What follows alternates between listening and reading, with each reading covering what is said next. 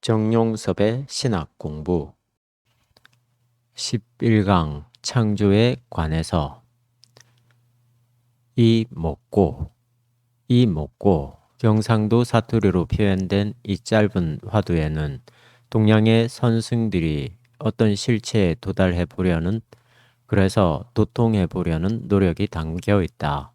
그냥 살면 충분한 거지. 화두는 무슨 화두냐 하고 생각할 사람들이 있을지 모르지만 그냥 산다는 것 자체가 간단하지 않기 때문에 화두를 붙들고 씨름할 수밖에 없다. 우리가 그냥 산다는 걸 좋은 쪽으로 해석하면 자연의 흐름에 자기를 맡기고 산다는 뜻인데, 물론 이렇게 살기만 하면 더 이상 우울증, 자만, 두려움, 허무 같은 정신적 문제나 또는 폭력, 전쟁, 학대 같은 사회적인 문제가 벌어지지 않을지 모르겠지만, 자연의 속성에 철저하게 의존하는 동물과 달리 인간은 끊임없는 자기 집착과 욕망으로 인해서 자기와 다른 사람의 삶을 파괴하는 경향을 보이기 때문에 자연에 따라서 산다는 게 간단하지 않다. 이러한 인간의 파괴적 경향으로 인해 벌어지는 인간 공동체의 훼손을 막기 위해 도덕, 윤리, 법, 교육 제도가 생겼다. 사회를 구성하고 살아가는 사람들이 마땅히 지켜야 할 규범을 아는 것이 인간다운 삶과 그런 사회를 만들어가는 첩경이라고 생각이 거기에 깔려 있다. 그러나 우리의 경험에 의하면 그런 교육이 인간을 약간 쓸만한 상태로 개량할 수 있을지는 몰라도 근본적으로 새롭게 만들지 못한다. 최고의 문명을 일구고 있는 21세기 사회가 여전히 혹은 더 심하게 파괴적이라는 사실에서 이를 확인할 수 있다. 교육과 인간의 관계에 관해서는 여러 의견이 분분하니까 여기서 더 이상의 논의는 그만두자. 다만 화두는 그냥 사는 제1의 방식이나 교육을 통한 변화인 제2의 방식과 구별되는 제3의 방식이라는 사실만 지적하자. 즉, 우리가 화두를 붙든다는 것은 근원을 인식할 경우에만, 더 정확히 말해서 근원과 소통되는 경우에만 인간이 자신으로부터 자유로워질 수 있다는 의미이다. 1. 그들은 왜 이 먹고라는 화두를 붙들었을까? 이 질문은 두 가지 관점과 연관된다. 하나는 이 세상의 모든 것이 신비하다는 사실이다. 이 세상이 신비한 이유를 일일이 나열하거나 논증할 필요는 없다. 시인들만이 아니라 물리학자들에게 이르기까지 이 세상과 그 물의 세계를 들여다보려는 사람들에게는 누구에게나 그게 보이기 때문이다.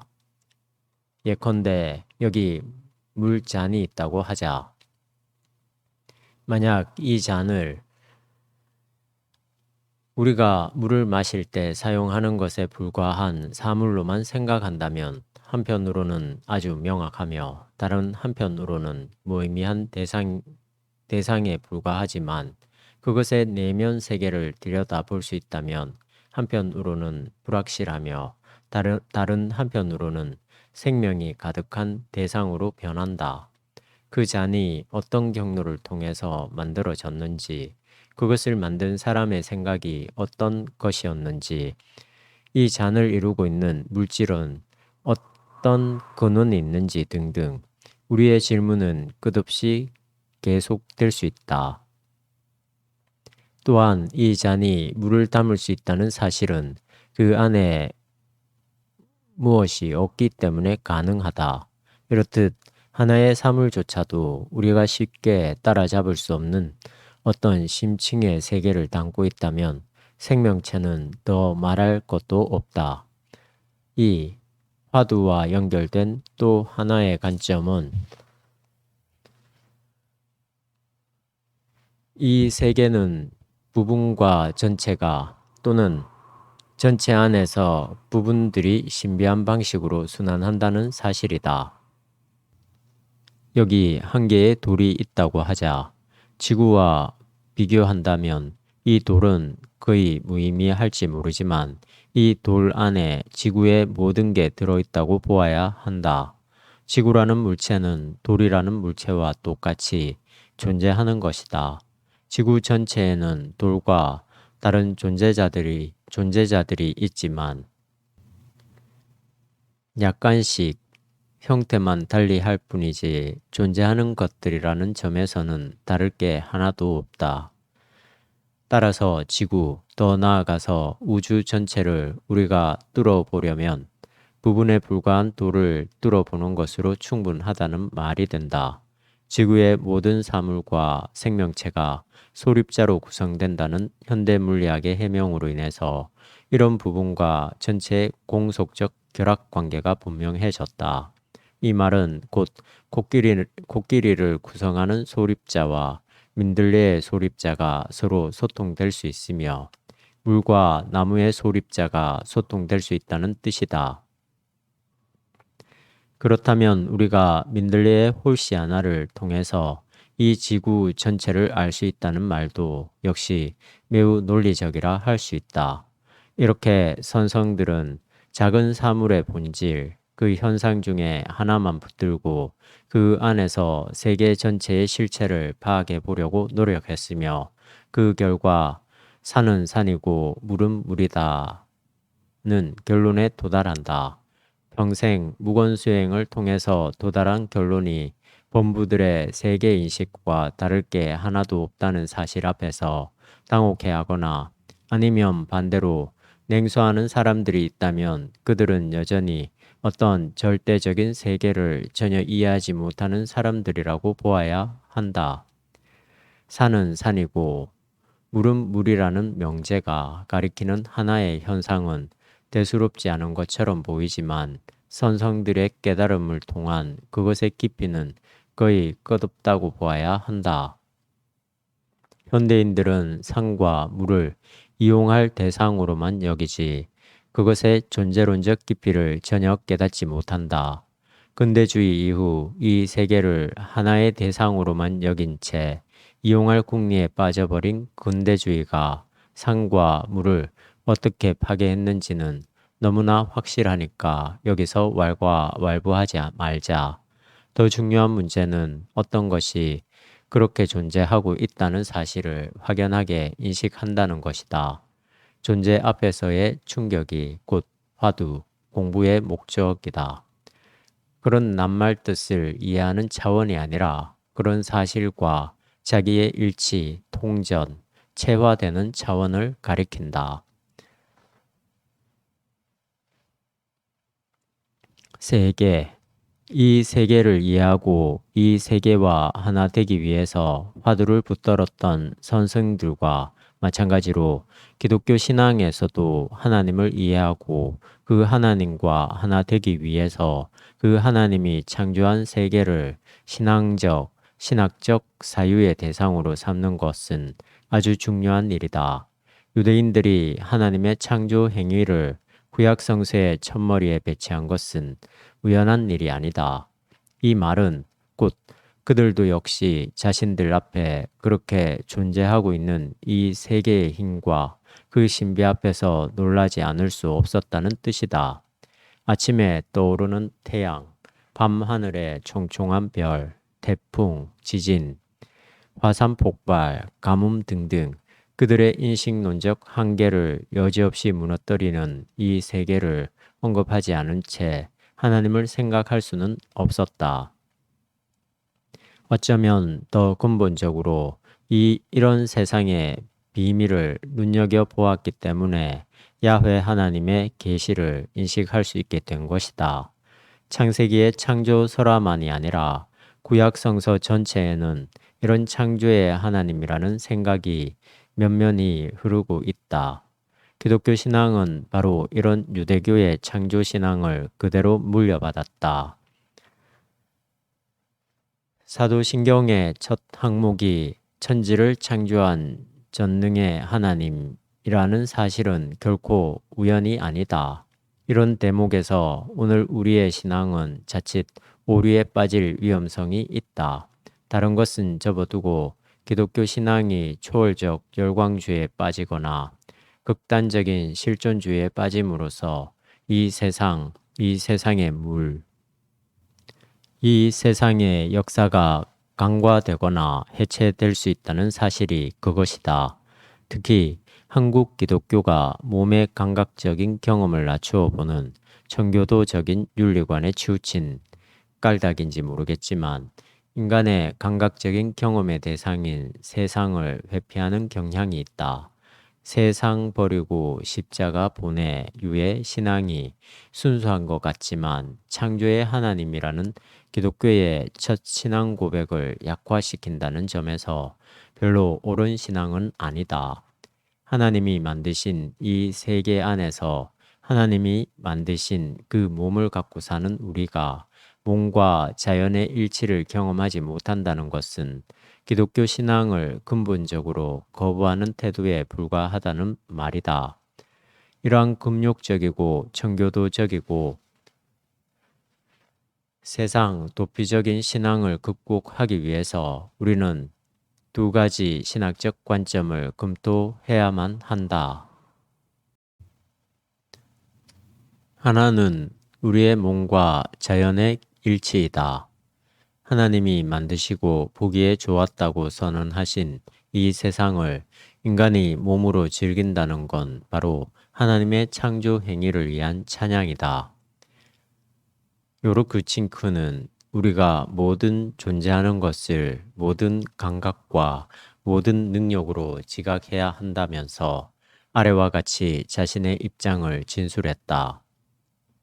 저는 숲 가장자리로 걸어갑니다. 저는 나무들 사이에 빈 곳으로 가서 땅을 바라봅니다. 그때는 생명이 약동하는 이른 아침일 때도 있고 만물이 고요해지는 저녁일 때도 있습니다. 들판과 초원, 길과 꽃, 그리고 집들이 제 앞에 넓게 펼쳐져 있습니다. 저는 그 모든 것을 마주 대하고 있습니다. 저 홀로. 저는 저의 뼈와 발바닥으로 서서 제 무게를 느낍니다. 저는 나무처럼 꼿꼿하게 서 있음을 느끼고 있습니다. 집처럼 굳건한 바탕 위에 서 있고 들판처럼 폭을 갖고 있음을 느끼고 있지요. 제 발 아래에는 반석 같은 굳건함이 있지요. 신뢰감. 저는 서 있습니다. 저는 오래도록 서 있을 수 있습니다. 제 발 아래에는 지속적인 것, 움직이지 않는 것, 곧 땅이 있어요. 중력은 아래로 향하지요. 그리고 저는 서 있을 수 있는 능력으로 그것에 응답하지요. 중력은 저에게 바람에 불려가지 않는 굳건함을 주지요. 저는 굳건함과 지속성이 존재하는 이곳에서 편안함을 느낍니다. 이곳이 바로 나의 자리입니다. 요르그칭크 주 하나님 지으신 모든 세계 32면. 또 하나의 다른 신학적 관점은 우리 앞에서 벌어지는 생태계 파괴이다. 기독교 신앙은 하나님이 창조한 자연 세계의 파괴 앞에서 무엇을 생각하며 무슨 실천을 모색해야만 하는가? 기독교가 단지 영혼 구원에만 몰두하는 소종파가 아니라 세계를 창조하고 보존하는 하나님을 보편사적 지평에서 믿는 종교라고 한다면 왜곡된 역사와 자연 앞에서 책임 있는 태도를 보여야 한다. 이 창조 문제가 해석되지 않는 교회는 결코 건강한 교회라고 말할 수 없다. 몰트만은 히틀러 독재 집권 시기에 독일 교회에서 창조론이 별로 중요하게 언급되지 않았다는 사실을 밝히고 있다. 히틀러 정권이 집권하던 시기에 고백교회와 독일 기독교인 사이의 논쟁 이후로 창조론은 개신교 신학에서 별로 중요한 주제로 부각되지 못했다. 다만 민족, 종족, 히틀러의 집권 역사에 있는 하나님의 뜻 같은 자연적 소요성으로부터 하나님의 질서를 이해할 수 있는 것을 모색한 자연신학을 선택하든지 아니면 1934년에 선포된 바르멘 신학선언의 첫 명제에서 밝히고 있듯이 예수 그리스도를 하나님의 말씀으로 받아들이는 계시 신학을 받아들이든지 양자택일만 주어졌다. 그 당시 바르트와 에밀 브룬너, 고가르텐과 알트 하우스에 의해서 전개된 유럽 신학의 핵심 문제는 전혀 극복되지 못했다. 오늘날 그 당시에는 전혀 문제가 되지 않았던 질문이 전면에 나타났다. 요즘처럼 산업화로 인해 자연이 파괴되고 있는 시점에서 하나님 창조자에 관한 믿음은, 그리고 세상을 창조로 믿는다는 것은 무슨 의미가 있는 걸까? 소위 생태 위기는 인간 환경의 위기만이 아니다. 그것은 인간 자체의 위기와 마찬가지이다. 그 위기는 총체적이고 불가역적이기 때문에 지구라는 혹성에서 벌어지는 생명의 묵시록적 위기라고 볼 수 있다. 이 위기는 그냥 스쳐 지나가는 위기가 아니다. 그것은 죽음의 전쟁이 시작되었다는 모든 예측이며 지구에서 벌어지는 창조가 죽음으로 빠져들고 있다는 예측이다. 이런 점에서 볼 때 이 세상을 신학적으로 정확하게 이해하는 것은 우리 기독교 신앙의 주변적인 작업이 아니라 오히려 가장 본질적인 작업이다. 그동안 이 창조 문제는 심리적인 차원이나 더 심하게는 인간의 탁월성을 부각시키기 위한 도구로만 언급되곤 했다. 심리적인 차원이라는 말은 하나님이 창조한 이 세계가 위대하다거나 아름답다는 말만 되풀이할 뿐이지 이 세계 자체에 관한 이해가 전혀 없었다는 의미이다. 종교 심리학적 위로를 받기 위해서 창조 문제를 언급했다는 것이다. 인간학적으로 접근했다는 말은 근대주의의 주객 도식에 근거해서 인간이 자연보다 얼마나 뛰어난 존재인지를 강조하기 위해서 자연을 이용했다는 의미이다. 우리는 가능한 대로 이 세계를 물리학과 철학의 도움으로 정확하게 파악해야 하며 생태계의 위기를 몰고 온 이유에 대한 사회과학적인 분석도 필요하고, 더 근본적으로는 성세의 창조 이해와 신학적 개념을 충분하게 따라잡아야 할 것이다. 이런 전반적인 작업을 통해서 우리는 신학적 창조론의 지평을 훨씬 심화할 수 있을 것이다.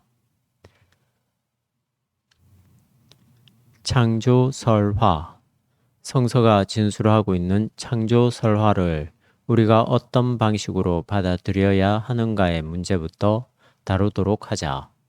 어떤 논리라고 하더라도 성서의 가르침보다 우선하는 것은 없기도 하지만 이 문제가 정리되지 않으면 우리의 논의는 앞으로 나가지 못하고 제자리에서 맴돌 염려가 있기 때문이기도 하다.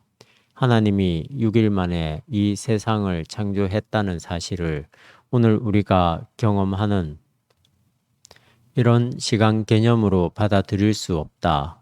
비록 하나님에게는 하루가 1000년 같다고 하더라도 그 1000년을 창조 당시의 하루와 연결시킨다는 것도 그렇게 자연스러운 일은 아니다. 그렇다면 하나님이 6일 동안 세상을 창조했다고 진술하고 있는 창세기의 창조 설화를 우리가 어떻게 받아들여야 하는가?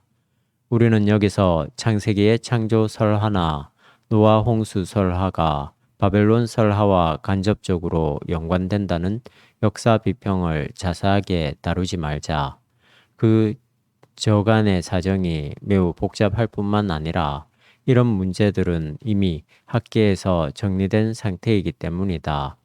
아브라함이 바벨론 문명의 발생지인 갈대아 우르 출신이라고 한다면, 그리고 기본적으로 근동의 여러 민족과 문명 세계가 그런 설화를 공유했으리라는 게 분명하다면, 창조 설화와 노아 홍수 설화가 그 당시에 가장 문명이 발달한 바벨론 설화로부터 영향을 받았다는 건 크게 이상한 일이 아니다.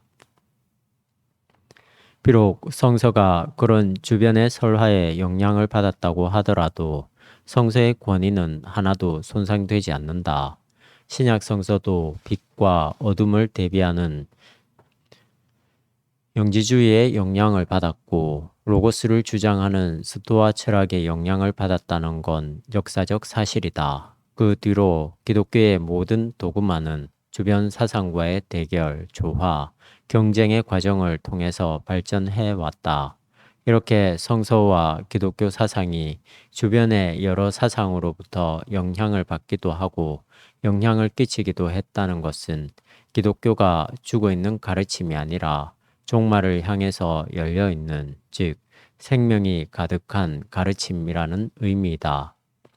따라서 창조설화가 바벨론으로부터 영향을 받았다는 사실로 인해서 구약 성서의 권위가 상처나는 일은 없다.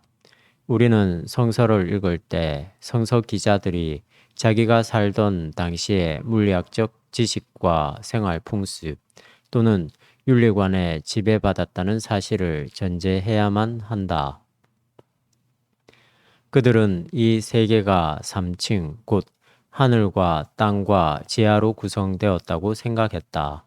이들이 이렇게 생각했다는 것은 매우 자연스럽다. 하늘에서 비와 눈이 오고 번개가 치고 별들이 찬란하게 빛나고 있다는 사실을 눈으로 확인한다면 당연히 그 하늘을 우리가 살고 있는 이 땅의 세계와 완전히 구별된 하나의 절대적인 세계로 생각하기 마련이다. 지진이 나고 화산이 폭발하고 바닷속의 깊이를 헤아릴 수 없는 상태에서 그들이 지하에 또 하나의 세계가 있다고 생각하는 것은 당연하다. 그것만이 아니라 높은 산이나 고목은 어떤 영적인 힘이 내재해 있으며 자연재해는 신의 분노라고 생각할 수밖에 없었다. 그들이 대홍수 사건을 하나님의 심판이라고 여긴 것은 매우 자연스러운 생각이다. 구약에서 먹을거리를 구분한 이유는 유대인들이 근동이라는 악조건의 환경 속에서 최상의 생존 조건을 유지하려는 데 있었다. 그들이 돼지고기를 먹지 않는 게 바로 하나님의 명령이라고 생각한 것은 곧 그것이 바로 그들의 생존을 지켜주는 조건이기 때문이었다. 구약의 율법은 한결같이 유대인의 생존을 위한 법령이었다고 보아야 한다. 그런 생존 조건은 그들의 3층의 우주관이 오늘 우리에게 무의미하듯이 오늘 우리에게 별로 효력이 없다. 구약의 창조설화를 이해할 때 근본적으로 중요한 또 하나의 시각은 역사적 구원신앙이 창조신앙을 규정하고 창조구원이 역사적 구원신앙을 규정하는 것처럼 종말이 역사의 경험과 창조에 대한 신앙을 규정한다는 사실이다. 몰트만은 구약 성서의 창조설화를 주석할 때 조직신학이 중요하게 생각해야 할 관점을 다음과 같이 제시하고 있다. 첫째, 이스라엘의 창조신앙은 이스라엘의 역사적 하나님 경험에서, 즉 출애굽, 계약, 가나안 점령의 경험에서 생성되었다. 즉 이스라엘은 창조 사역을 구원론적으로 이해하였다. 둘째, 제2문서와 P문서에서 태초의 창조는 건강한 태초의 상태를 뜻하는 게 아니라 구원사에 대한 전 역사를 의미한다. 따라서 창조는 그 질서에서 야훼의 은혜를 나타내며 태초의 창조와 함께 역사의 지평이 열린다. 구약성서 신학에서 창조는 종말론적 개념이다. 셋째, 태초에 하나님이 세상을 창조하셨다는 말은 창조로 인해서 시간이 시작되었다는 의미이다. 태초의 창조로부터 시간이 시작되었다면 창조는 처음부터 변화될 수 있는 것이다.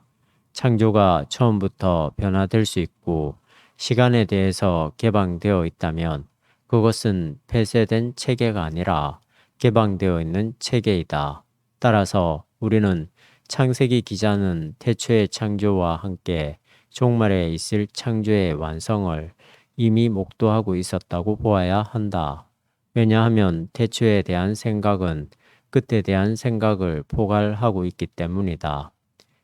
몰트만 과학과 지혜 63, 64면 참조. 구약의 창조 설화가 신화적인 시대에 기록된 텍스트이며 또한 훗날의 역사에서 귀납적으로 내려진 구원론적 진술이기 때문에 오늘 우리에게 무의미하다는 뜻이 아니다. 하나님이 빛이 있으라는 말씀으로부터 시작해서 사람에 이르기까지 이 세상을 창조하셨다는 말은 적극적인 의미와 소극적인 의미로 나눌 수 있다. 우선 적극적인 의미는 이 세상이 신성에 맞닿아 있다는 사실이다. 이 세상은 우연한 산물이 아니라 하나님에 의해서 무로부터 창조되었다는 것은 이 세상에 대한 적극적인 해석이다. 위대한 예술가의 작품에 바로 예술가의 영혼이 담겨 있듯이 이 세상에는 곧 하나님의 영이 운행한다는 것이다. 하나님이 말씀으로 존재한다면 이 세상을 창조한 그 말씀이 이 세상의 권원이라고 볼 수 있다. 이 세상을 바로 이해한다는 것은 곧 하나님의 말씀을 바로 이해한다는 것과 크게 다르지 않다. 창조 사건에 대한 소극적인 의미는 성서가 이 세상을 절대화하지 않고 피조성의 차원에서 바라본다는 것이다.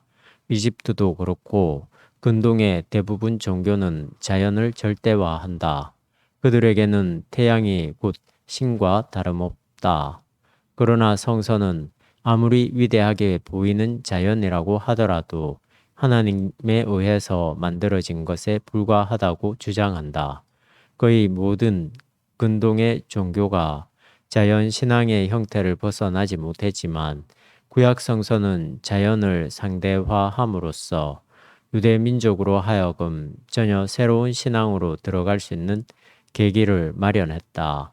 성서의 창조 설화가 우리에게 가르쳐 주는 신앙의 의미는 위에서 거론한 바로 그 두 가지 사실에 근거해서 결국 하나님에게 영광을 돌린다는 사실에 있다.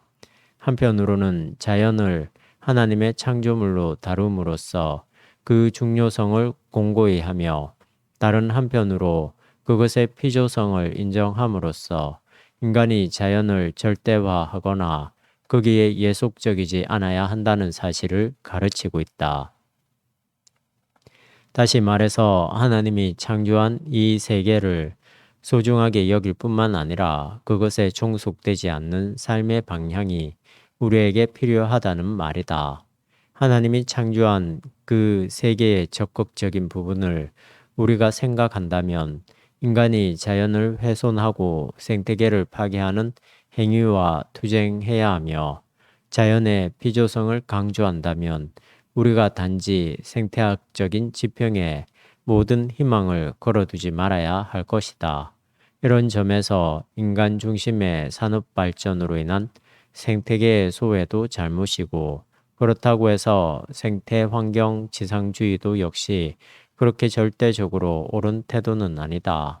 이 두 관점 사이에서 우리가 기독론적이고 종말론적인 긴장을 유지하는 게 바로 오늘 우리에게 주어진 신앙적 사명이며 신학적 숙제이다.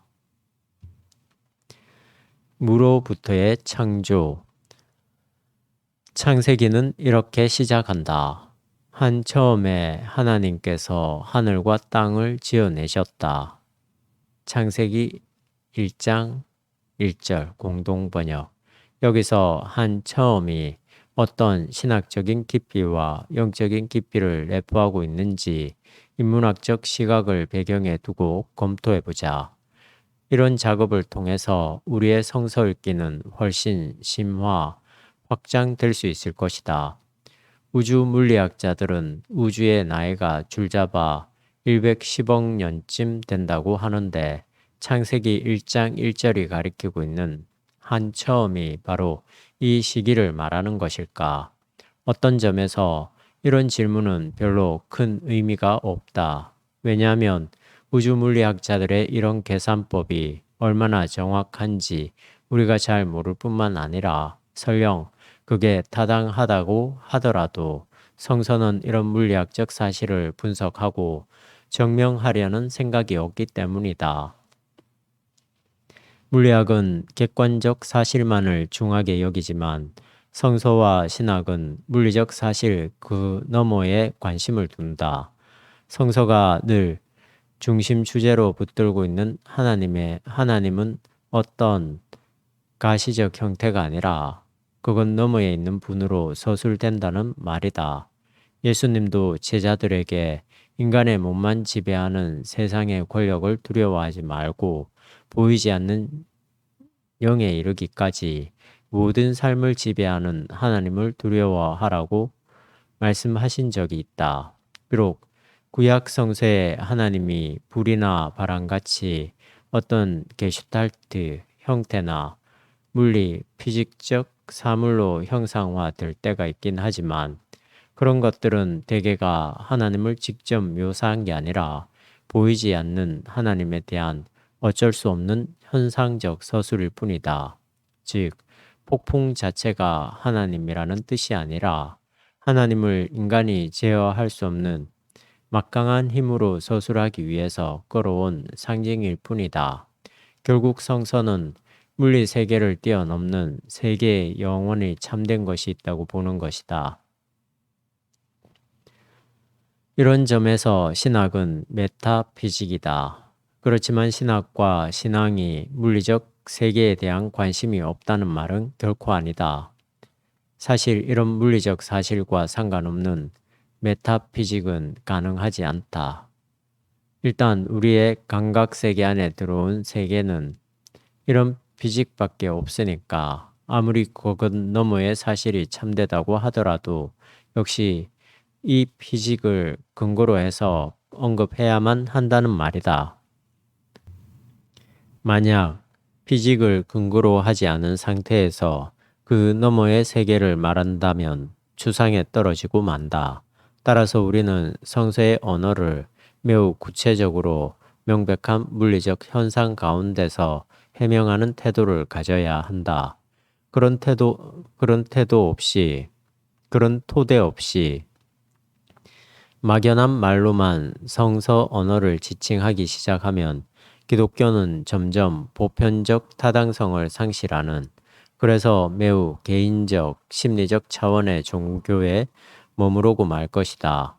이런 점에서 신학은 끊임없이 철학과의 대화를 시도해 나가야 할 것이다. 다만 신학은 철학과 비슷한 인식 과정을 통해서 그들과는 다른 결론에 도달한다. 즉, 플라톤의 이데아와 하이데거의 존재, 그리고 장자의 도가 바로 성서의 하나님이라는 사실을 논증해야 한다는 말이다. 이런 점에서 신학은 늘 전체 세계를 자기 사유의 화두로 삼고 있어야 한다. 이미 구약 성서가 태초라는 말로 이런 사유의 단초를 제공했다. 마틴 루터 성경 창세기 1장 1절은 암앙팡으로 시작된다. 암팡이라는 단어는 말 그대로 시작, 시초라는 뜻이다. 이 단어는 요한복음 1장 1절에도 똑같이 등장한다. 단지 요한복음에는 전치사 인으로 바뀌었을 뿐이다. 여기서 한 처음 또는 시초, 태초라는 단어는 당연히 가시적 우주가 만들어지는 순간을 뜻한다. 창세기의 창조 기사가 전성되던 그 시기의 사람들은 지중해 연안의 세계를 모든 세계의 중심으로 생각했을 것이다. 하늘의 해와 달, 별들도 역시 자기들이 거처하고 있는 그 대지에 속해 있는 것으로 여겼을 것이다. 따라서 이들이 생각한 태초는 분명히 그들이 확인할 수 있는 세계의 시작만을 의미한다. 그들은 이런 범주 안에서만 생각할 수밖에 없었다. 따라서 이 세계가 시작되기 이전에는 아무것도 있을 수 없었다. 이 태초에 하나님이 이 세계를 창조하신 것이다. 이런 점에서 우리가 생각하는 한 처음은 그 이전에 아무것도 없었다가 무언가 존재하기 시작한 그 순간을 뜻한다고 볼 수 있다. 그런데 문제는 우리가 아무것도 없는 상태가 무엇인지 알지 못한다는 데 있는 것 같다. 아무것도 없었다니 우리가 현재 경험하는 것들은 어떤 원인에 의한 결과의 사슬고리인데 이런 것들이 완전히 배제된 상태를 생각한다는 것은 우리에게는 애당초 가능하지 않다. 여기 내 앞에 볼펜이 있다. 이게 그냥 여기 있는 것은 아니다. 여기 있게 된 여러 원인들이 앞서 있었다. 내가 볼펜을 누구에게 얻었든지 가게에서 사왔을 것이다. 이 볼펜은 공장에서 만들어진 것이다. 볼펜 공장은 그 원료를 어디선가 구입해 왔다. 이렇게 계속 따지고 들어가 보면 볼펜은 결국 지구 안에 있는 물질일 뿐이다. 물론 더 소급해 본다면 태양이 만들어질 때에 그 가스들이 이 볼펜의 원인일 수 있다. 이처럼 지구 안에 있는 모든 사물은 이런 원인과 결과의 상호작용에 의해서 출현한 것들이다. 지구 밖에서 들어온 해성 조각이라고 하더라도 역시 그런 물리적 원인에 의한 것이다.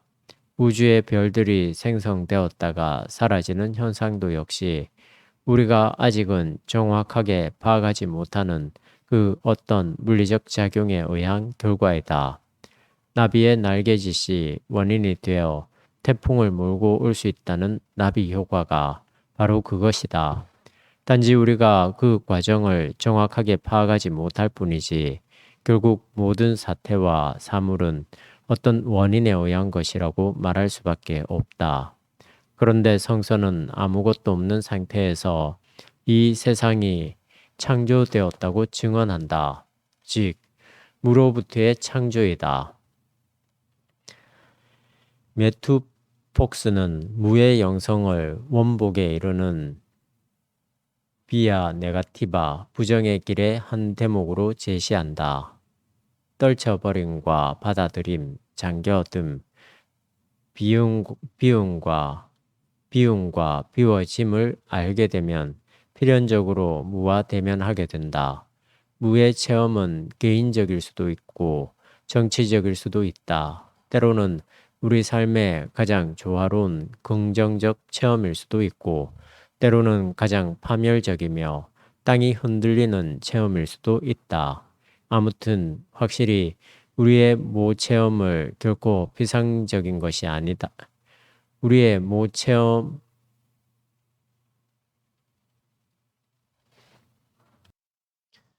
아무튼 확실히 우리의 무체험은 결코 피상적인 것이 아니다. 언제나 우리의 토대, 근본 토대이다. 폭스는 이런 영성에 근거해서 무로부터 창조와 마찬가지로 우리가 결국 무로부터 재창조된다고 주장한다. 아래와 같은 그의 주장을 조금 더 들어보자.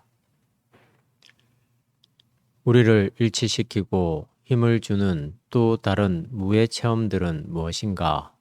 가령 39살이라면 40년 전을 묵상해보라.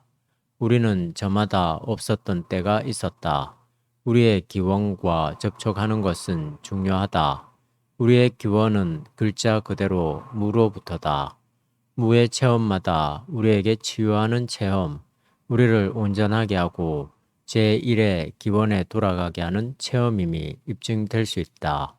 우리가 연원하는 무와의 이 연결이 없이는 우리 각자가 얼마나 유일하며 우리가 우주를 공유하는 모든 존재가 얼마나 유일한가를 감식하지 못한다. 존재에 대한 외경을 잃는다. 존재에 대한 외경을 잃는다. 이 연결에 실패할 때 우리는 물 흐르는 듯이가 아니라 충동으로 삶을 산다. 우리의 기원을 일깨워주는 이들에게 저항하고 정작 죽이기까지 할 것이다. 황종열역 원복 분도출판사 162면 어떻게 무로부터 유를 창조할 수 있단 말인가? 그거야 하나님이니까 할 수 있지 하고 대답하면 아주 간단하게 처리될 수 있긴 하지만 교회 밖의 사람들에게는 별로 설득력이 없다. 일단 무엇이 있는 상태와 없는 상태를 명확하게 구분하지 않는다는 데에서 이런 혼란이 제기되는 게 아닐까 생각된다. 우리는 우리의 감각으로 확인할 수 있는 것들만을 존재하는 것으로 여길 뿐이지 그 이외의 것은 존재하지 않는다고 생각한다. 우리가 지구에서 확인할 수 있는 강, 산, 곤충, 짐승, 별 같은 사물을 존재하는 것이라고 여긴다. 또는 인간의 여러 정신과 심리 활동도 역시 이런 존재하는 것들의 범주에 속한다. 그러나 정말 존재하는 것들은 이런 것들보다 훨씬 깊은 차원이 아닐까? 또는 아직 존재하지는 않지만 앞으로 존재하게 될 그 어떤 것이 훨씬 확실한 존재가 아닐까?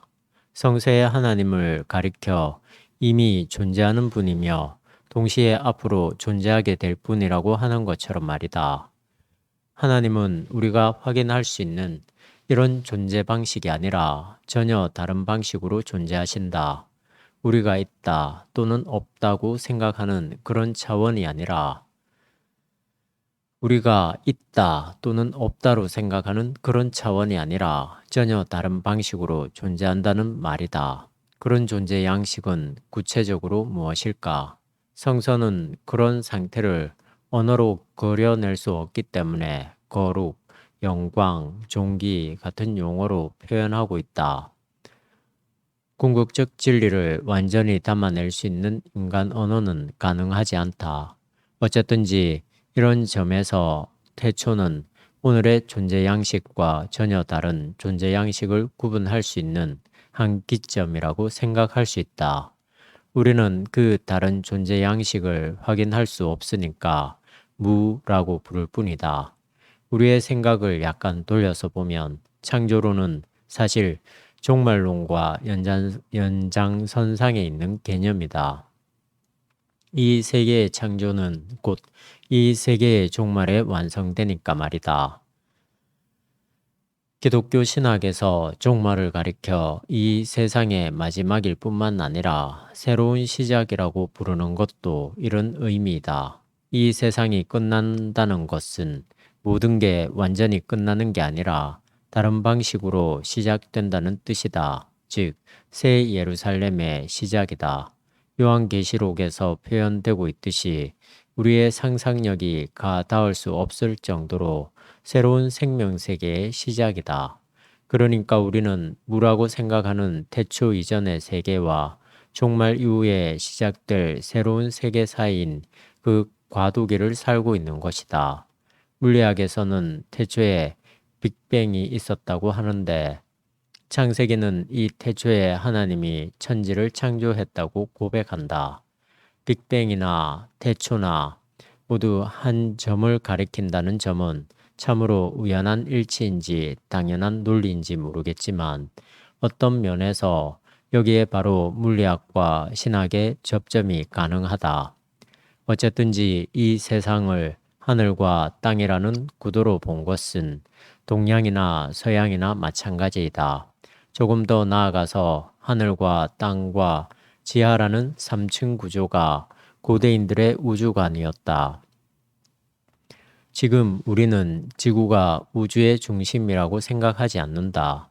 인간 위에 있는 하늘과 인간이 살아가는 땅과 인간 밑에 있는 지하의 세계라는 이런 구조는 이미 지나간 우주 패러다임이다.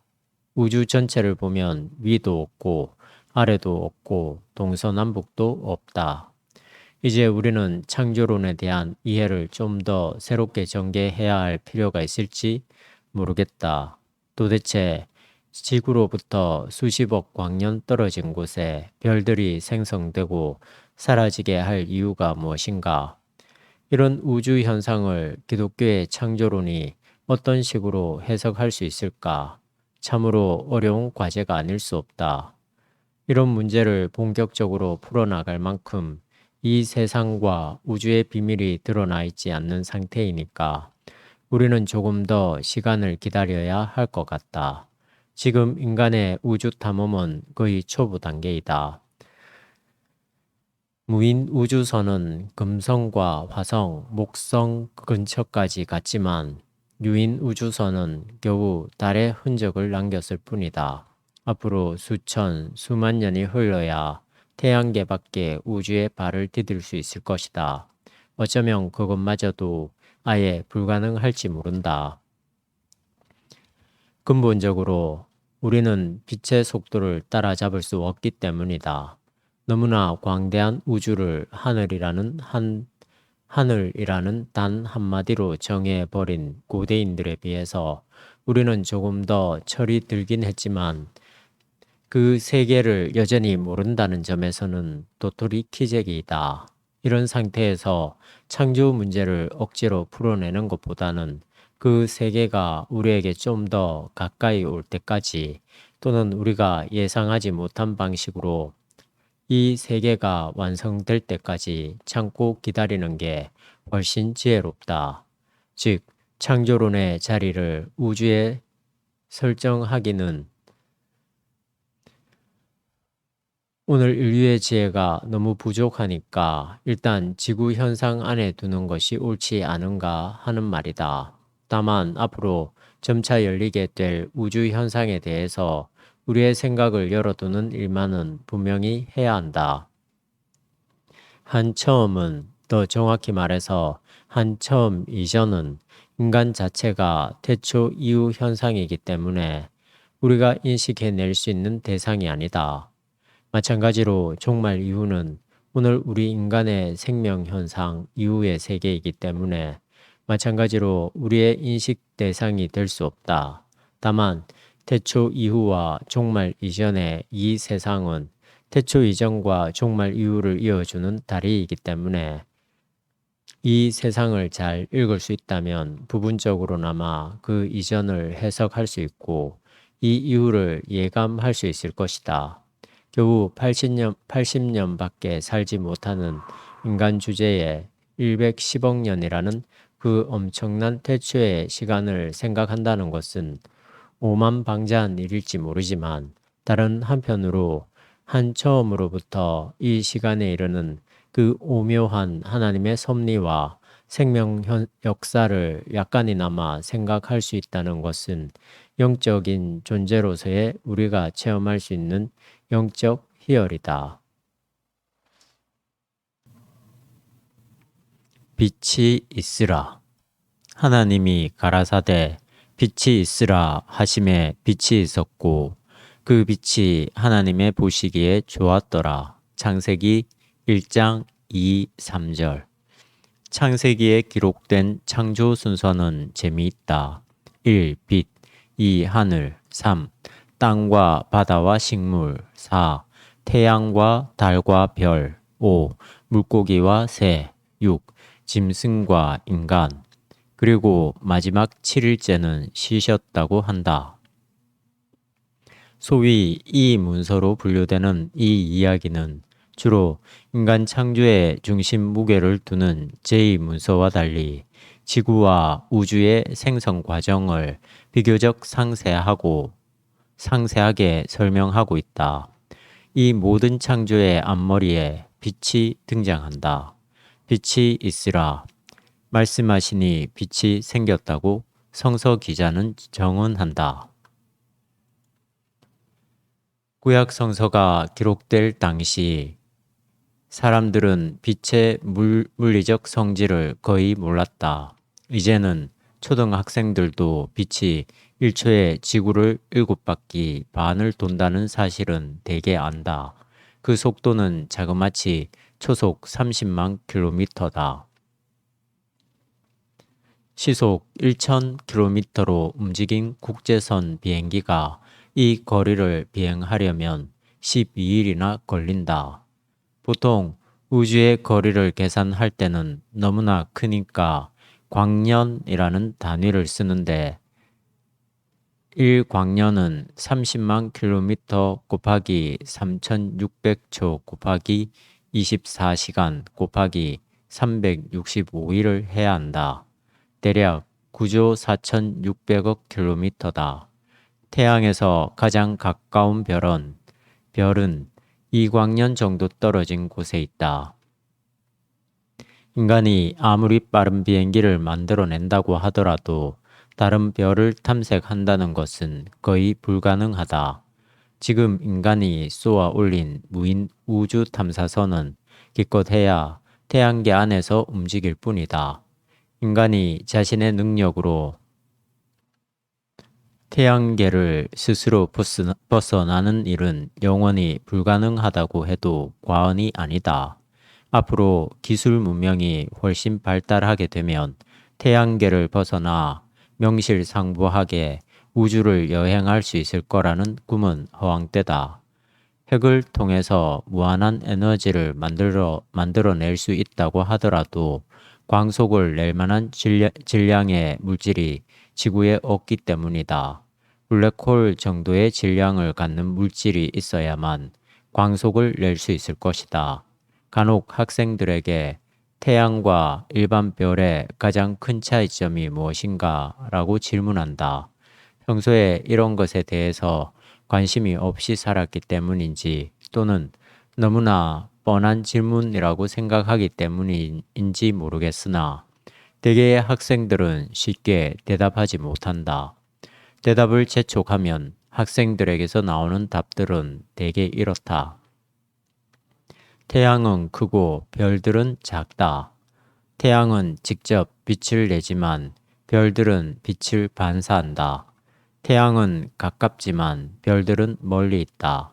학생들의 머릿속에는 태양과 별들이 완전히 다른 것으로 각인되어 있는 것 같은데 이게 큰 착각이다. 태양이나 별은 똑같습니다. 태양도 밤하늘에서 은빛 모래를 뿌려놓은 듯이 보이는 많은 별들 중에 하나에 불과하다. 태양과 별이 똑같긴 하지만 결정적으로 다른 한 가지는 바로 이것입니다. 별들은 떠돌이별, 행성, 떠돌이별이 없지만 태양은 갖고 있다는 것이다. 이 말은 곧 태양의 빛만 생명의 권원이 될 수 있다는 뜻이다.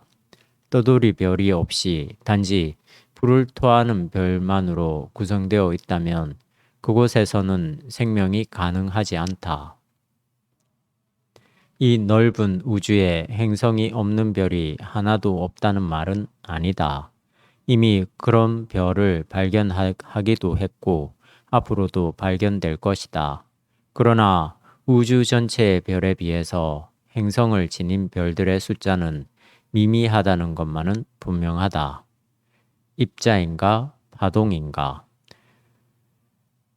태양빛은 무엇인가? 물리학적으로도 그것이 입자인지 파동인지 아직 밝혀지지 않았다. 최첨단의 과학을 자랑하는 현대 물리학이 이것 하나 풀어내지 못했다는 사실이 이상하다. 입자는 말 그대로 독립적인 물질로 작용하는 것이지만 파동은 다른 물질에 기대어 어떤 운동으로만 작용하는 현상이다. 예컨대 물은 수소와 산소의 결합으로 이루어진 입자의 물이지만 파도는 파동이다. 바람도 역시 공기라는 입자를 통한 파동이다. 그런데 파도와 바람은 유리판으로 막아 놓으면 사라지지만 빛은 그것을 초월하는 성격이 있다는 점에 근본적으로 다른 현상이다. 비닐하우스 안에는 바람이 없고 단지 빛만 운동한다. 빛은 어떤 방식으로 태양에서 지구까지 올 수 있을까? 대충 9분 정도의 시간이 소요되는 그 긴 거리를 어떤 방식으로 달려오는가? 파동이라면 그 사이를 연결시켜 줄 만한 어떤 물질이 필요하다. 그런데 태양과 지구 사이에는 그런 물질이 없다.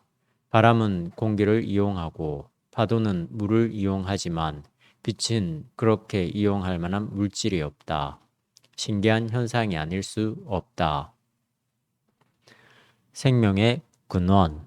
고대인들도 역시 빛을 생명의 근원이라고 생각했다는 것이 바로 창조의 순서에 빛이 제일 처음으로 등장하게 된 이유에 대한 대답일 것이다. 아마 창세기 기자를 포함해서 고대인들도 우리와 마찬가지로 삶과 죽음에 이르는 자연 현상에 대해서 깊이 숙고했을 것이다. 소위 호모 사피엔스인 인간의 조상들로부터 시작된 인간의 사유는 근본적으로 생명에 집중할 수밖에 없다. 모든 생명체가 죽는다는 엄연한 현실 앞에서 생명의 본질이 무엇인지 생각하지 않을 수 없다. 죽음을 의미하는 밤이 왔다가 다시 태양이 떠오르게 되고 생명 현상이 시작된다. 태양의 빛이 짧아지는 겨울철이 왔다가 다시 낮이 길어지는 봄이 온다. 거의 모든 생명 현상이 빛을 중심으로 전개된다는 사실에 대해서 고대인들이 눈을 떴을 것이다. 이 세상에 빛으로 오신 예수의 탄생일이 동지가 지난 12월 25일로 결정된 이유도 여기에 있다.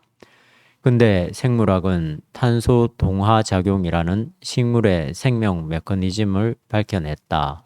탄소와 물과 태양빛이 물리화학 작용을 일으켜 모든 생명의 기초인 식물의 생명을 이끌어간다. 요즘 유전공학의 발전으로 인해서 빛이 없어도 식물의 생명이 가능해졌는지, 또한 콩나물 재배는 어둠 속에서 이루어지기 때문에 부분적으로 빛 없는 생명 현상이 가능한 것 같긴 하지만 일반적으로는 빛 없이 생명을 생각할 수는 없다.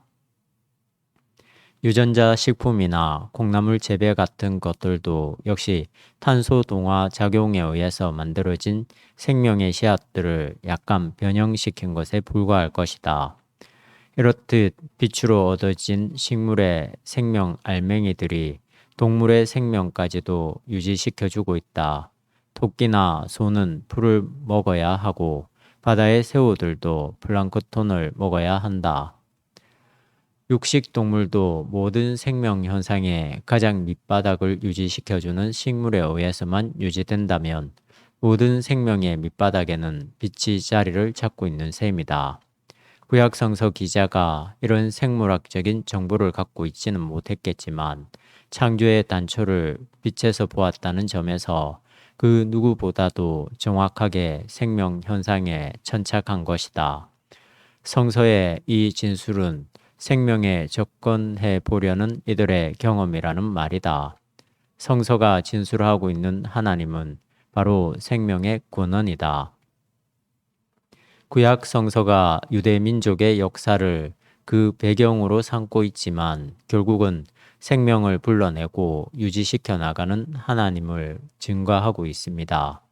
예언서나 성문서의 내용들은 한결같이 인간과 온 세계에 살아있는 것들이 어떻게 생명을 확보할 수 있는가에 대한 해명과 조언과 깨달음이지 않은가. 이런 관점은 복음서에 훨씬 명시적으로 정은되어 있다. 예컨대 요한은 빛이 어둠에 빛이 돼 어둠이 깨닫지 못하더라고 고백한다. 생명과 진리와 빛은 예수 그리스도에게서 하나의 사건으로 수렴된다. 창조의 빛이 이제 예수 그리스도에게서 새로운 의미를 획득한다. 자연적 빛이 영적인 빛으로 변화되었다는 뜻이 아닐런지 예수 그리스도의 부활 사건에서 이제 자연의 빛과 영적인 빛이 하나가 된 것이다. 진리의 빛. 다른 한편으로 빛의 성질은 어떤 사물을 드러나게 하는 능력이 있다. 어둠 속에서는 어떤 사물이 있다고 하더라도 숨어 있을 뿐이지만 빛으로 인해서 자기의 모습을 드러낸다. 그래서 진리는 빛이다. 진리에 사는 사람은 자기의 원래 모습을 있는 그대로 드러내는 일에는 두려움을 느끼지 않는다. 그것이 바로 빛의 본질이기 때문이다. 따라서 예수 그리스도라는 빛을 따라서 살아가는 사람은 자기의 본 모습을 숨 감추지 않고 있는 그대로 드러내고 살아갈 수 있다. 무식하면 무식한 대로, 못생겼으면 못생긴 대로 자기의 모습 그대로 살아간다. 그것이 전혀 부끄러움이 되지 않는 이유는 자연적인 자기의 모습이 아니라 부활하신 예수에게서 기대어 생명을 얻은 사람들이기 때문이다.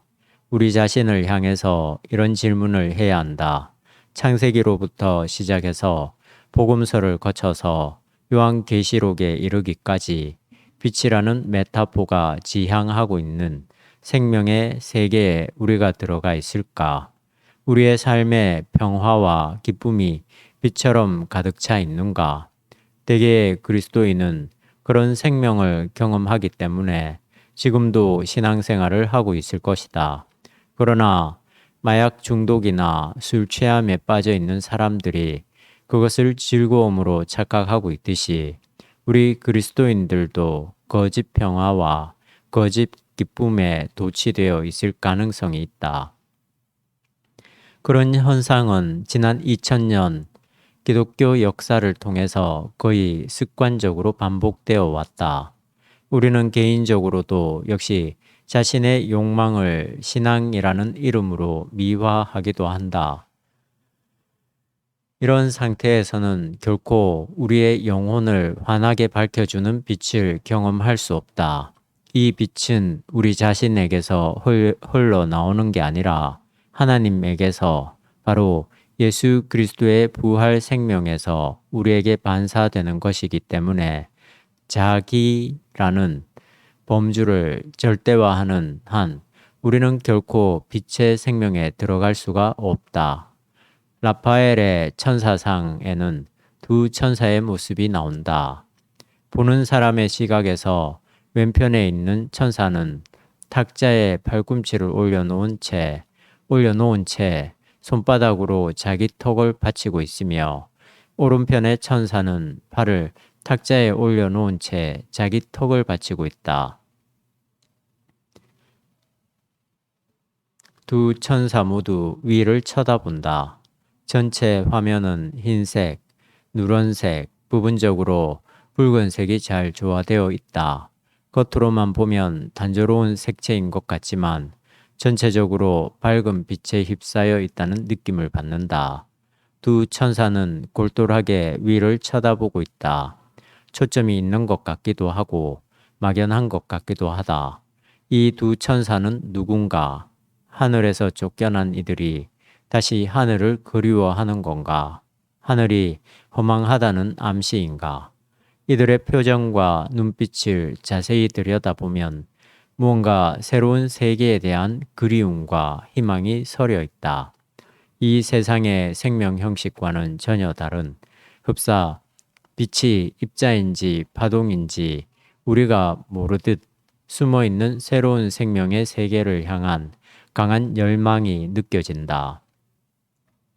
태초에 하나님이 창조한 빛은 단순히 물리적 현상으로 끝나지 않고 예수 그리스도를 통해서 주어진 생명의 빛이라는 사실을 믿는 사람들이 바로 그리스도인들이다. 하나님과 세계. 이제 조금 더 구체적으로 창조의 문제로 들어가야겠다. 하나님이 창조한 이 세계와 하나님은 어떤 관계일까? 하나님이 이 세계에 범신론적으로 내재해 있는지 아니면 이 세계와 상관없이 초월해 계시는지 또는 내재와 초월이 변증법적으로 연결되어 있는지에 관한 질문이다. 이 문제에 관해서는 고대와 중세기에 기독교 신학에 큰 영향을 끼친 새 철학사조가 지금까지 그 영향력을 잃지 않고 있으며 따라서 이 문제는 여전히 논란의 대상이다. 그 새 철학사조는 다음과 같다. 1. 이데아 세계는 그림자에 불과한 감각세계를 초월해 있다는 플라톤의 관념주의적 세계상은 이데아 세계를 참된 존재라고 본 어거스틴의 실제적 관념주의에 흔적을 남겼으며 어거스틴 이후 중세기까지 육체적 피조적인 것을 평가절하하는 계기를 마련했다. 2. 이데아는 감각 세계 속에 있으며 신은 원인이 없는 세계 최초의 원인이라는 아리스토텔레스의 실제주의적 세계 이해는 특히 토마스 아퀴나스주의에 영향을 미쳤으며 스코투스 에레우게나에게 계속해서 영향을 끼쳤다. 3. 세계를 향한 신의 유출과 세계로부터의 신의 복귀. 세계 속의 존재의 다양한 밀집도는 이 존재가 짙어지는 존재의 정점인 신을 추론한다는 신플라톤주의의 범신론적 세계 해명도 신학에 영향을 끼쳤다. 중세기의 보편 논쟁도 역시 이런 일련의 사상에 영향을 받았다. 말하자면 이 세상에 있는 사물 이전의 보편 개념이 실제적인 원형으로 존재하는지 아니면 보편 개념은 아무런 실제도 없고 단지 이름에 불과한지에 관한 논쟁이었다. 보편 개념이 존재한다는 실제로는 예컨대 이 세상이 여러 종류의 구체적인 나무가 있기 이전에 나무라는 보편 개념이 실제한다는 주장이며 보편 개념이 아니라 단지 이름뿐이라는 유명론은 예컨대 여러 종류의 구체적인 나무들이 존재한 다음에 나무라는 보편 개념이 존재할 수 있다는 주장이다. 이런 주장들이 오늘 우리의 눈에 무의미한 것처럼 보일지 모르지만 그 당시에는 이 세상을 이해하려는 매우 중요한 논쟁이었다. 이런 논쟁은 지금도 하나님과 이 세계와의 관계를 설명할 때 나름의 의미를 갖고 있다. 우리가 구체적으로 확인할 수 있는 이 세상과 그 권원인 하나님과의 관계가 이런 방식으로 어느 정도 해명될 수 있기 때문이다. 줄여서 말한다면 하나님은 이 세상에 초월하시는가, 내재하시는가에 관한 논의이다. 이 대목은 펠판의 설명을 따라가도록 하자. 알트하우스에 따르면 창조 사상은 하나님의 초월성과 내재성, 양자를 보증한다. 하나님은 창조자이고 세계가 그 피조물이라는 것은 다음과 같은 두 가지 의미가 있다. 첫째, 세계에 대한 하나님의 독립성과 자유, 하나님과 세계 사이의 엄격한 차이, 본질적인 상이성을 말한다. 둘째, 세계가 그 형성되고 존속하는 것은 전적으로 하나님의 자유롭고 자발적인 행위에 의한 것이다. 창조신앙은 이처럼 하나님이 세계를 창조할 능력과 함께 하나님의 세계 현존을 표현한다. 세계는 어떤 동일성의 의미로 이해된다 하더라도 하나님 자체가 아니며 세계는 하나님과 세계 존재에 어떤 연속성이 있다고 하더라도 하나님에게서 나온 것이 아니다. 만약 이 연속성이 진보나 발전에 의해 주어진다면 하나님은 기껏해야 발전이 이루어짐으로써 세상 속에서 비로소 완전해지고 그 완전한 존재에 이르게 되는 셈이다.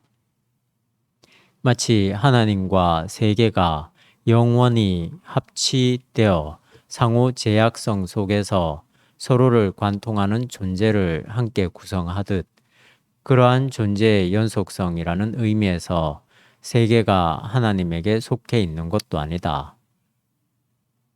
조금 더 알트하우스의 설명을 따라가자. 세계가 하나님에 의해서 일방적으로 제약되는 것이지 하나님이 세계에 의해서 제약받는 게 아니다. 세계는 하나님의 영원한 동반자가 아니다. 마치 세계가 하나님의 현실성의 필연적 결과인 것처럼, 마치 하나님이 세계의 원인인 것처럼, 세계가 그러한 인과관계의 의미에서 하나님에 의해 만들어진 것도 아니다. 하나님은 세계의 원인이 아니라 원동자이다. 하나님이 아니며 하나님으로부터 나오지도 않았으며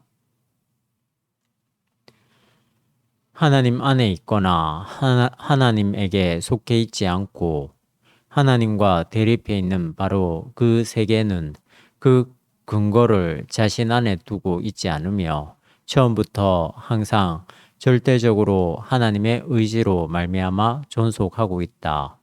하나님은 세계를 움직이고 자신의 활동적 현존으로서 세계를 관통한다. 하나님과 세계의 관계에서 범신론은 독특한 입장을 견지한다. 하나님의 초월성이 부정되고 단지 이 세상에 내재하는 존재라고 한다면 아무리 신을 부정하지 않는 입장이라고 하더라도 궁극적으로는 무신론과 크게 다를 게 없다. 그래서 쇼펜하우어는 이런 범신론을 정중한 무신론이라고 지칭했는데 정확한 지적이다. 결국 범신론에서는 이 세계가 지나치게 중요한 대상으로 부각된다. 물론 이 세상은 우리에게 절대적인 세계이며 우리 인간 자체가 하이데거의 표현으로 세계 내 존재라는 점에서 세계 없이는 하나님에 대한 언급도 불가능하긴 하지만 성서는 이 세계마저도 역시 하나님의 피조물이라는 사실을 간단없이 선포한다. 초월적 유실론은 이 세계가 여전히 하나님의 창조물이라는 사실을, 즉 타락 이후에도 세상은 하나님의 손에서 나온 것처럼 그 손 안에 있다는 사실을 간과한다. 로마서 주석을 쓴 초기 바르트는 이런 초월적 유실론의 흔적을 보인다. 하나님과 혼돈에 빠진 세계 사이의 유일한 관계는 양자 간의 무한한 질적 차이이다. 그리스도는 오직 하나님과 인간의 거리를 벌려 놓음으로써만 이 거리를 잇는다. 예수는 이 세계 안에 오직 포탄 흔적과 빈터만을 남겨놓았다.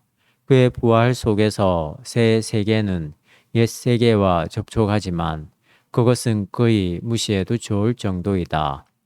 오직 이러한 세계의 위기에서만 하나님은 하나님으로 이해된다.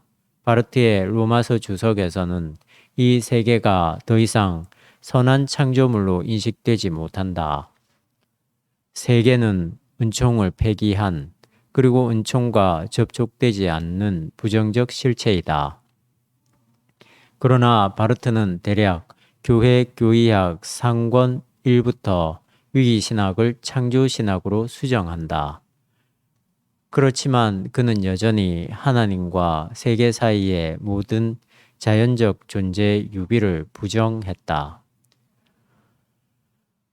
우리는 하나님과 이 세상의 관계를 실증적으로 해명할 수는 없다. 이 세계를 하나님 자체라고 말할 수 없으며 이 세계가 하나님과 아무런 상관이 없다고 말할 수도 없다. 이 세계를 안다고 해서 하나님을 아는 것도 아니고 그렇다고 해서 이 세계를 모르면서 하나님을 안다고 말할 수도 없다. 다만 우리는 이 세계가 하나님에 의해서 창조되었다는 사실만은 분명하게 말할 수 있으며 따라서 이 세상을 절대화하지도 말아야 하며 하나의 소모품으로 생각하지도 말아야 한다. 우리 인간을 포함한 이 세계가 하나님의 피조물로의 정확한 자리를 유지할 수 있도록 우리의 신학적 인식을 심화하고 아울러 윤리적 책임도 분명히 해야만 한다. 이런 점에서 창조와 보존의 문제를 다룰 필요가 있다. 우리는 하나님이 이 세상을 창조한 다음에 저절로 굴러가도록 내버려 두지 않고 보존 은총으로 함께 하시며 결국 종말의 새로운 생명까지 끌어가신다고 믿기 때문이다. 창조와 보존. 오토 베버는 창조가 무로부터 일어났다는 점에서 보존 섭리와 구별한다. 말하자면 섭리는 간접적 창조이지만 창조는 직접적 창조이다. 알트하우스는 다음과 같이 두 가지 이유로 창조와 보존을 구별했다. 첫째, 창조는 보존과 달리 시초라는 본질적인 요소가 있다. 세계는 아무런 시초도 갖고 있지 않다고 본 슐라에르마허의 범신론적 세계 이해에는 창조와 보존의 차이점이 존재할 수 없다. 둘째, 세계의 현실 속에는 항상 연속성과 신기원이 병존하기 때문에 창조와 보존을 구분해야 한다. 창조와 보존이 구분은 되어야 하지만 분리되면 안 된다. 왜냐하면 보존이 바로 계속적 창조이기 때문이다. 창조된 것은 그 자체 안에 존재의 능력, 계속의 가능성을 갖고 있지 않다. 오히려 존재와 계속은 매 순간마다 오직 세계의 시초를 놓은 동일한 활동적 창조자의 의지로부터만 일어난다. 만약 그것이 없다면 존재는 그 기원인 무로 다시 떨어지고 만다. 이런 점에서 창조 행위는 일회적인 또는 지나간 것이 아니라 계속적인 현재적인 것이다. 계속적인 현재적인 것이다. 창조가 언젠가 무로부터 창조되었고 무를 넘어서 보존된다는 생각은 세계를 그 자체 안에서 조화되고 인과적으로 결정되는 무한한 우주로 보던 근대에서는 인정받기 힘든 것이었다. 그런데 현대자연과학에서는 성서적 창조 개념이 다시 개연성이 있는 것이 되었다. 바이체커는 근대의 자연과학에 의해서 배양된 무한 세계의 표상에 이의를 제기했다. 그것은 대체 종교이지 과학의 가정이 아니다. 사건들은 시간 속에서 하나의 시작을 가졌음이 틀림없고 열이 소진됨으로써 끝장날 일이 남아있다. 결국 자율적 우주의 토대가 흔들린 셈이다. 우주의 시작과 끝에 관한 질문은 의미심장한 것이 되었으며 이 질문은 우주 전체 안에서 비존재적 요소를 가리킨다. 물론 2004년 말에 일어난 남아시아의 쓰나미 재앙 앞에서 이 세상이 하나님의 섭리로 진행된다고 말하기는 쉽지 않다. 더구나 인간의 산업화와 문명의 발달로 인해서 소비가 기하급수적으로 증가하고 이와 비례해서 자연이 파괴되고 있는 이러한 현실 앞에서 보존 은총을 무조건 선포하는 게 능사는 아니다. 어쩌면 이 창조와 보존의 문제도 궁극적으로는 신앙의 차원에서만 해결될 수 있을지 모른다. 비록 우리의 현실이 창조와 보존에서 어긋나 보인다고 하더라도 하나님의 숨어있는 손길을 믿을 수 있다면 이런 가르침은 여전히 유효할 것이다. 다만 여기서 아무런 논리적 근거도 없이 무조건 믿으라고 강요하기보다는 최대한 그런 신학적 합리성을 찾아야 하며 신앙은 양쪽의 개연성 중에서 하나를 선택해야 할 경우에 현안으로 등장한다. 이제 이러한 곤란한 문제 중에서 무죄한 자의 고난과 연관된 신정론 문제를 한번 검토하자. 이 세상이 하나님의 피조물이며 하나님의 보존 은총 아래 놓여 있다면 왜 무죄한 자들이 고난받아야 하는가? 신정론 문제. 간혹 병원 24시라는 TV 프로그램을 보는데 불의의 사고를 맞는다거나 불치병에 걸려 투병하는 사람들 앞에서 무슨 이유나 위로를 제시하기가 힘들다. 특히 태어날 때부터 심각한 장애를 갖고 있는 어린 아이들을 볼 때는 하나님의 사랑을 언급하기가 매우 조심스럽다. 우리가 익히 알다시피 의, 사랑, 전능과 같은 속성의 하나님, 바로 그분이 이 세상을 창조하고 여전히 유지하고 있다는 게 사실이라고 한다면 이런 숙명적 고난의 이유를 해명할 길이 막막하다는 말이다. 의롭지 않든지 아니면 전능하지 않든지 아니면 인간 세상의 일에는 아무 관심도 없는 무감정의 존재이어야만 그런 이유가 그나마 조금이라도 해명될 수 있을 것이다. 물론 조직신학의 신정론이라는 주제로 어느 정도 대답을 줄 수 없는 것은 아니다. 하인리 오트가 정리한 것에 따르면 다음과 같은 몇 가지 대답이 있다. 첫째는 하나님을 향한 욥의 대답이다. 그리하여 나는 내가 알지 못하는 것을 무지로 말하였습니다. 당신에 대해서는 내가 듣기만 했으나 이제는 내가 당신을 눈으로 봅니다. 즉, 이런 궁극적인 고난에 관한 질문에는 하나님만이 대답할 수 있다는 뜻이다. 둘째는 십자가 신학의 대답으로서 악과 고난이 일어나는 그 현장에 하나님이 함께 하신다는 것이다. 몰트만의 십자가에 달리신 하나님은 이런 논리로 지필된 책이다. 셋째는 부활신학의 입장으로서 하나님께서는 절대적 무의미성이라는 무로부터 새로운 시작을 만들어 간다는 것이다. 넷째로 종말론적 대답으로서 마지막 날이 이르면 우리에게 밝히 드러나게 된다는 것이다. 다섯째는 윤리적 대답으로서 우리는 하나님에게 순종하면서 끊임없이 고난과 악에 대항하며 살아야 한다는 것이다. 이런 대답들이 나름대로의 성서적, 신학적 정당성을 확보하고 있기는 하지만 어떤 하나의 대답이 악과 고난과 무의미성의 모든 근원적 문제를 완전하게 풀어줄 수 없다는 점에서 이제 우리는 종합적으로 접근해 보려고 한다.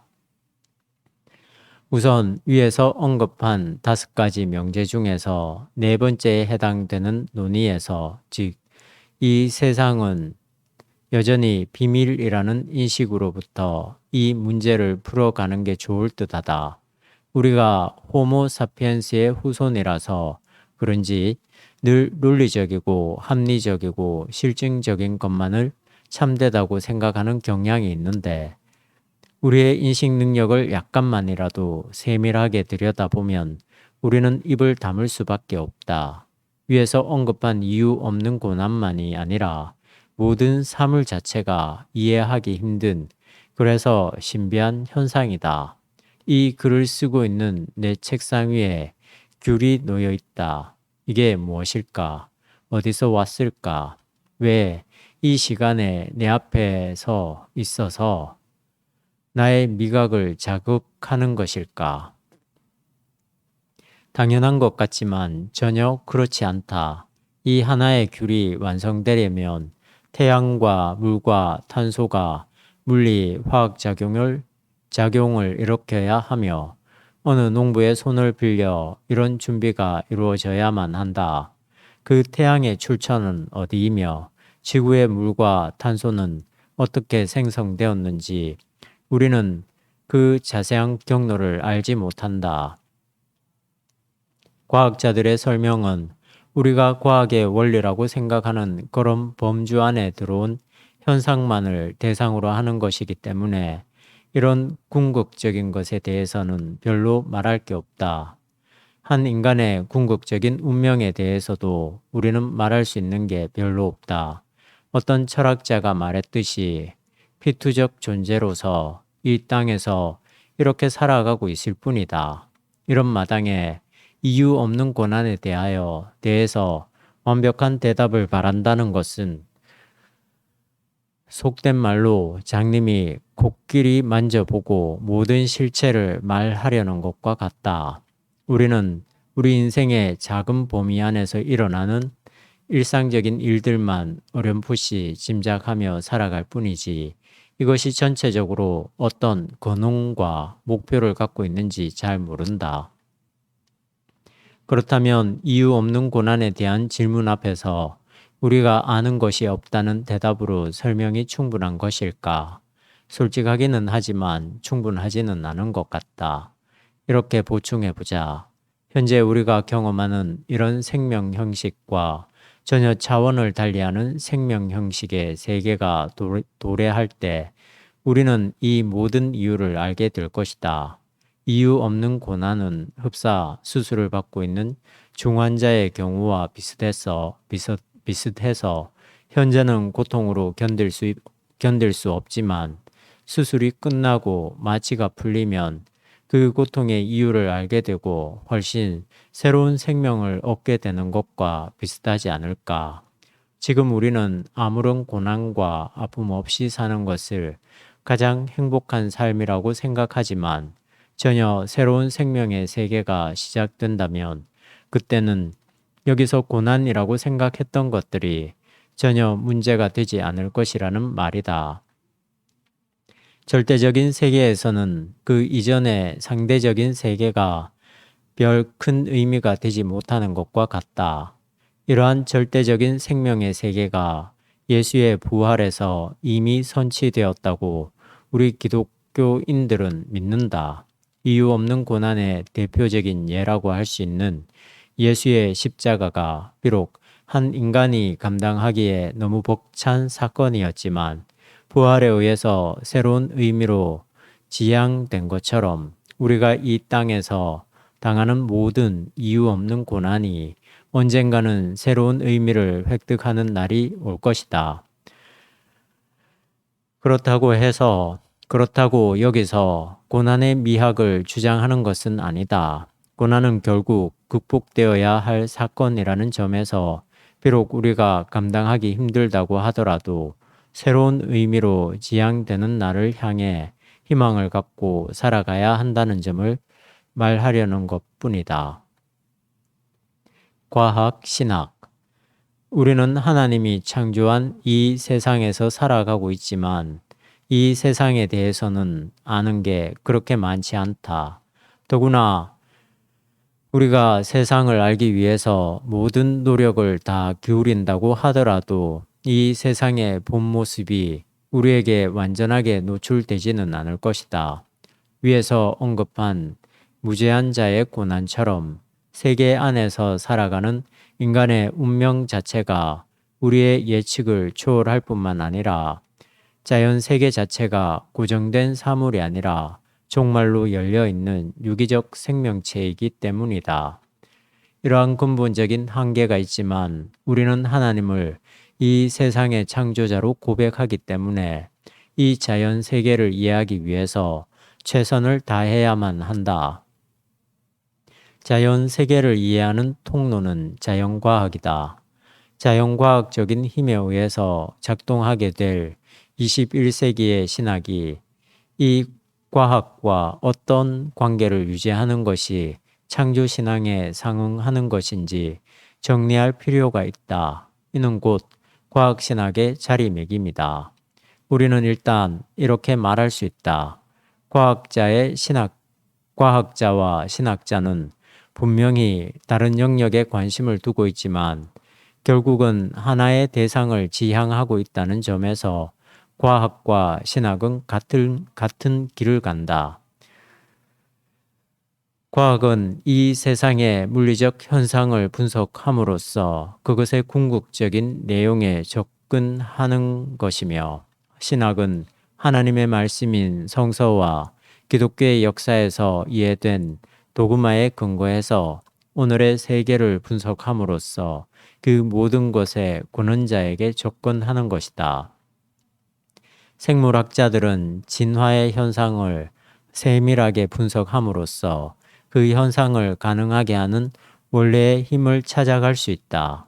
물질의 권원을 해명해 나가는 물리학도 역시 원자와 그것보다 작은 소립자의 세계를 분석함으로써 그것을 초월하는 어떤 힘을 드러내는 것이다.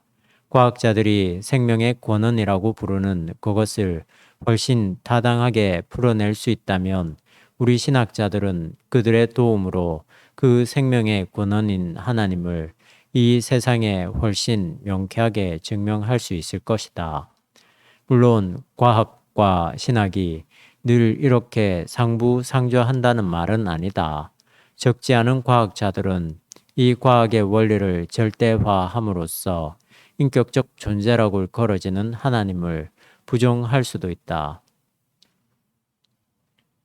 그러나 과학이라는 것이 어떤 원리와 사실을 밝혀내는 그 순간에 그것보다 더 깊은 어떤 것이 있다는 사실이 확인된다는 점에서 자신들의 과학을 통해서 절대 생명의 근원자인 하나님을 부정할 수는 없다.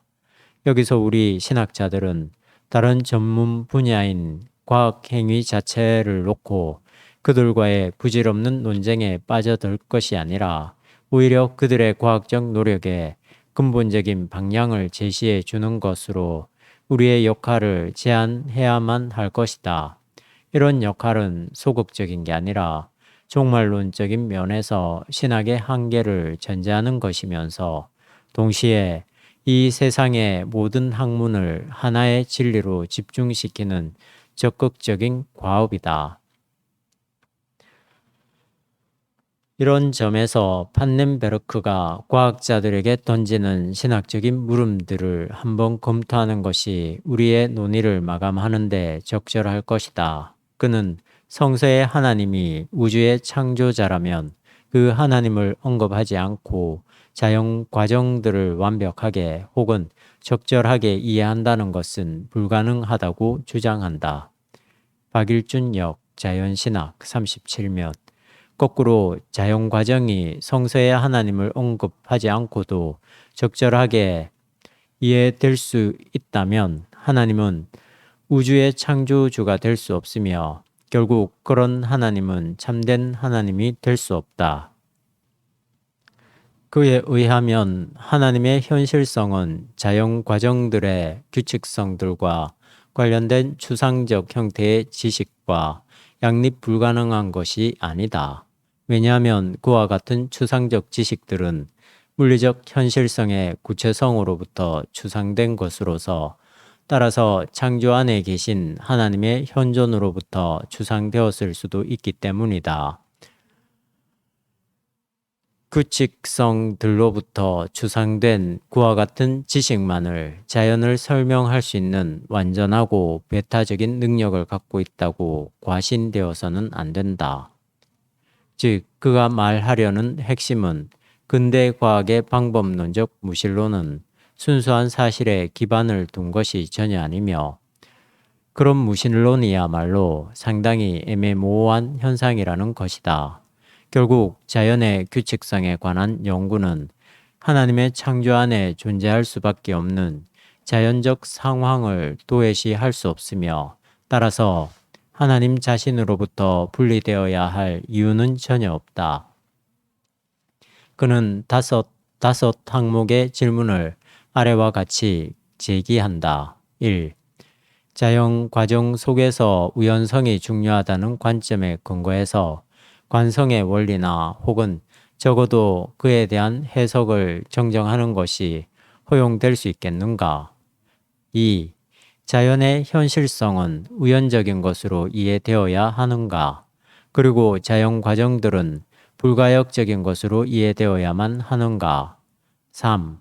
유기체의 한계들을 초월하는 생명의 기원으로서 신적인 영을 언급하는 성서적 개념에 상응하는 동의어가 근대 생물학에는 있는가? 4.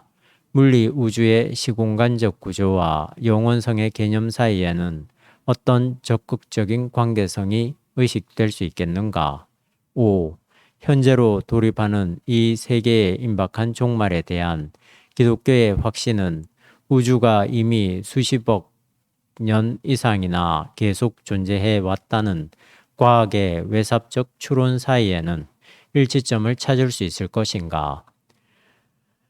우리는 판넨베르크가 제기하고 있는 물음에 대해서 더 이상 깊이 들어갈 필요는 없다.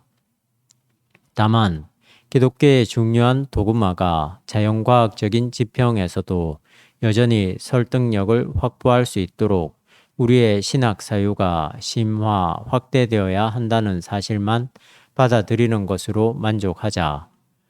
이런 점에서 하나님을 이 세계의 창조자로 믿고 있는 기독교 신학은 그 세계의 규칙을 모색하는 자연과학과 선의의 경쟁을 펼치고 있는 셈이다. 기독교인들이 하나님을 창조주로 믿는다면 지구와 우주를 포함한 이 세계에 대해서 깊은 관심을 보여야 한다. 관심을 보여야 한다고 말할 필요도 없다. 사랑하는 사람이 연출한 연극에 대해서 관심을 갖지 않을 사람이 어디 있는가? 하나님이 창조한 이 세계에 대해서 관심을 갖지 않을 수 있는 기독교인이 어디 있겠는가?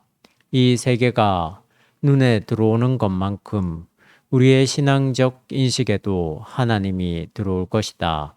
끝으로 여기 힐들린의 연작시 평화의 축제 중에서 시병과 11년을 인용한다. 시인은 자연과 하나님을 하나의 쌍으로 제시한다. 소위 자연신앙 안에서 자연과 하나님이 지평융해되고 있다. 가볍게 숨 쉬는 대기, 벌써 너희들에게 예고하며 소리내는 계곡과 기후에 아직 울리는 대지 그들에게 말해준다. 그러나 희망은 뺨을 홍조뛰게 하고 집의 문 앞에는 어머니와 아들 앉아 평화를 바라본다. 또한 죽어 쓰러지는 것 거의 없어 보이고 영혼은 황금빛 빗살로 보내진 하나의 예감을 붙들며 하나의 약속은 나이 든 자들을 붙든다. 삶의 향료 천국으로부터 예배되었고 그 수고로움 또한 행해졌도다.